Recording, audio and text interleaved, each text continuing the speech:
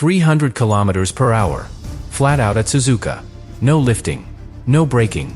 No mistakes. And out of nowhere, the car loses over 60 kilometers per hour. In the middle of the fastest part of the track. This is not a rare glitch. This happened today. Multiple times. Across different teams. And now, something much bigger is happening behind the scenes. F1 teams are pushing back. Because they've finally understood the truth. The cars are not broken. They are doing exactly what the FIA rules force them to do. Running out of battery, completely. At full speed. And that creates something Formula One has never had before. Unpredictable slowdowns. Massive speed differences. And situations that feel dangerous at over 300 kilometers per hour. But here's the part that changes everything. This problem cannot be fixed with setup. It cannot be fixed with driving. It is built into the regulations themselves. Which means every team is now trapped. And after what we saw in FP1 and FP2 in Japan, they are no longer staying quiet. If you think this is just another technical issue, you're missing the real story. Because what's happening right now could force Formula One into emergency changes. Subscribe now. Because the real reason behind this revolt is far more serious than anyone expected. At first, teams didn't call it a revolt. They called it confusion. Because what they were seeing didn't make sense. Drivers were reporting the same thing. Losing speed on the straight. At full throttle. No errors. No damage. No clear explanation. And when engineers checked the data, everything looked normal. Power unit working. Systems online. No failures. But the result was completely wrong. Because the car was not accelerating. And in Formula One, that is impossible to ignore. So teams started digging deeper. Lap after lap. Corner after corner. And that's when the pattern appeared. Not random. Not occasional. Consistent. It always happened after heavy energy use. After sequences where drivers pushed the hardest. After corners where maximum deployment was used. And most importantly, right before the fastest parts of the track. That detail is what changed everything. Because it revealed the real problem. The cars are not just using energy. They are consuming it too aggressively. Faster than they can recover it. And that's where the regulation starts to show its weakness. Because under these new rules, energy recovery is limited. Very limited.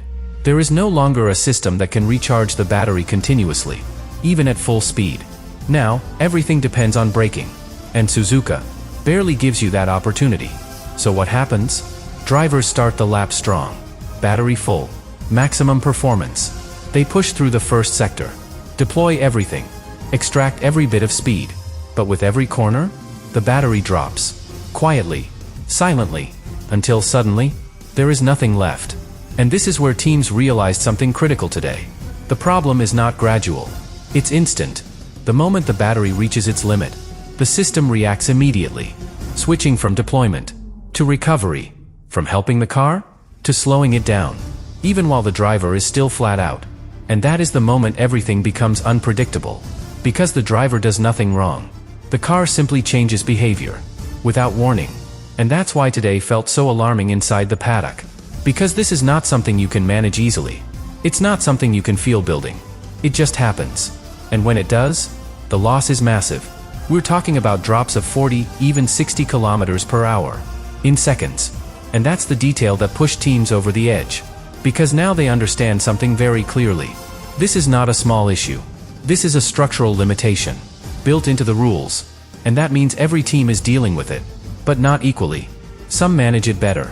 Some suffer more. And that creates imbalance. Unfair situations. And something even more dangerous. Unpredictability. Because once you understand when this happens, you start to realize something even more important. Where it happens.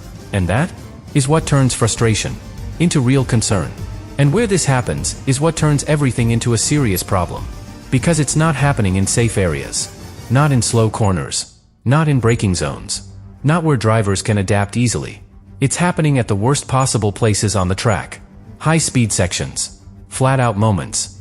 Zones where drivers are fully committed, with no margin for error. And Suzuka exposes this perfectly. Because Suzuka doesn't give you time to recover. It forces you to push. Corner after corner. Flow after flow. Very little braking. Which means one thing. Almost no opportunity to recharge the battery. So by the time drivers reach the fastest parts, they are already on the edge. And they don't even realize it yet. Until it's too late. And then comes the moment that defines everything.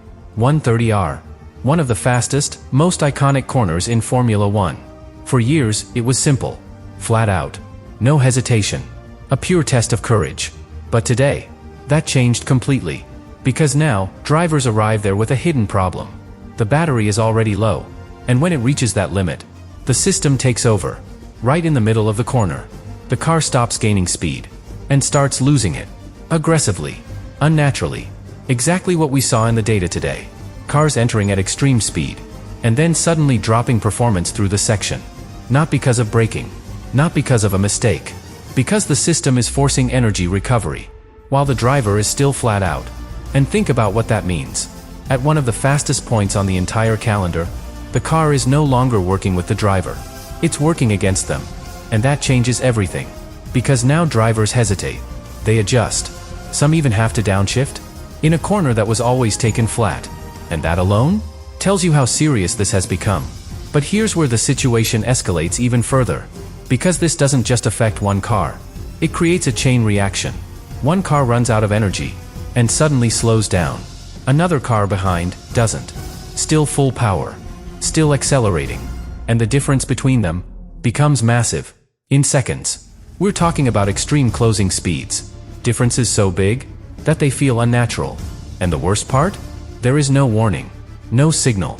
No way for the driver behind to anticipate it. Just a car ahead? That suddenly behaves like it hit an invisible wall. At over 300 kilometers per hour. And this is where concern inside the paddock starts turning into something stronger.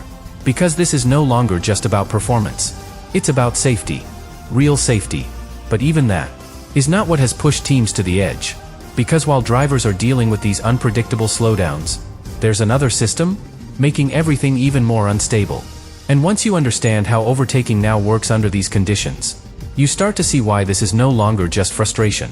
It's the beginning of a real revolt. And this is where everything finally breaks. Because Formula One didn't just create a limitation. It created a cycle. A loop that drivers cannot escape. Overtaking. The one thing these new rules were supposed to improve. The one thing fans always demand more of. And now, it's become part of the problem. Because overtaking is no longer just about skill. It's about energy timing. And if you get that timing wrong, you don't just fail. You become the next victim.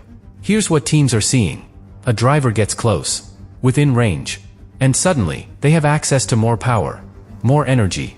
More speed. The car feels alive. Stronger. Faster. Almost impossible to defend against. So the overtake happens. Quick. Clean. Almost too easy. And for a moment, it looks like the system works. But then, everything flips. Because that extra energy comes at a cost. A massive one. It drains the battery even faster. So on the very next straight, the driver who just attacked is now the one running out. The one losing speed. The one suddenly vulnerable. And the car behind? Now has the advantage. Now has the energy. Now comes back. Immediately. So the position changes again. And again. And again. Not because of driver skill. Not because of strategy. Because of a loop. An artificial pattern. And that's what's pushing teams to the edge. Because this doesn't feel like racing anymore. It feels controlled. Predictable. Programmed. Drivers have already started saying it. This feels like a game. Not Formula One. And that frustration is growing fast. Because now, drivers are not thinking about how to overtake. They are thinking about when not to. Delaying moves. Holding back. Avoiding certain situations. Just to not become the next car that suddenly slows down. And that hesitation changes everything. Because racing is built on instinct. On aggression. On commitment. And now, all of that is being replaced by calculation. Energy saving. Risk management at a completely different level. But it gets worse. Because this system doesn't just affect overtakes. It affects how the car behaves. When drivers deploy maximum energy, the car becomes unstable. Front grip drops. Understeer increases. The balance shifts. And suddenly, the driver is not just attacking. They are correcting. Constantly adjusting. Fighting the steering. Trying to keep the car under control. While everything is happening at extreme speed. Now combine that with everything we've already seen. Cars losing speed without warning. Massive differences between drivers. Unpredictable moments in the fastest corners. And on top of that, unstable cars during overtakes. This is no longer just a technical challenge. This is instability. And teams are starting to realize something very uncomfortable.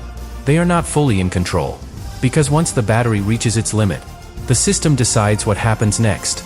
Not the driver. Not even fully the team. And that is what triggered the reaction we are seeing now. Because after today, after FP1 and FP2 in Japan, teams are no longer just analyzing. They are pushing back, questioning the rules, demanding answers. Because if this continues into the race, into real battles, into high-pressure moments, the consequences won't just affect performance. They could affect the credibility of the sport itself.